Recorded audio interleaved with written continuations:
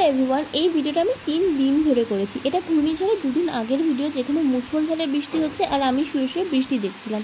পরের দিন আমি সকালবেলায় দিদিকে গঙ্গা নার্সিংহোমে দেখতে গেছিলাম, কারণ আমার দিদির একটা পাথরের অপারেশন করা হয়েছে। ও নার্সিংহোমে অ্যাডমিট ছিল। আমি গেছিলাম আর তার কিছুক্ষণ আগেই কাকিও গেছিলো। আমরা দুজন আলাদা আলাদা গেছিলাম। কিছুক্ষণ পরে দেখি যে নার্সিংহোমে কারেন্ট চলে গেছে। অবশ্য জেনারেটরের ব্যবস্থা ছিল। আমরা যাওয়ার কিছুক্ষণ পরেই দিদিকে ছুটি দিয়ে দিয়েছিল। ওকে আমরা বাড়িতে নিয়ে এসেছি। বাড়িতে আসার পরে আমি দেখি যে আমাদের বাড়িতে 8টা গাছ কাটা হয়েছে। ছোটো কাকাই গাছগুলোকে বিক্রি করছে সেই জন্য। আর তারপরে আমি চলে গেছিলাম আম ছিঁড়তে, কারণ কিছুক্ষণের মধ্যেই ঘূর্ণিঝড় আছড়ে পড়তে চলেছে আর গাছে তো একটা আমও থাকবে না।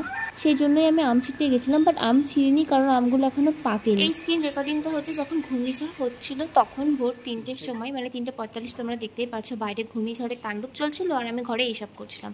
নেক্সট ভিডিওতে তোমাদেরকে দেখাবো ঘূর্ণিঝড়ের প্রভাবে কী হলো।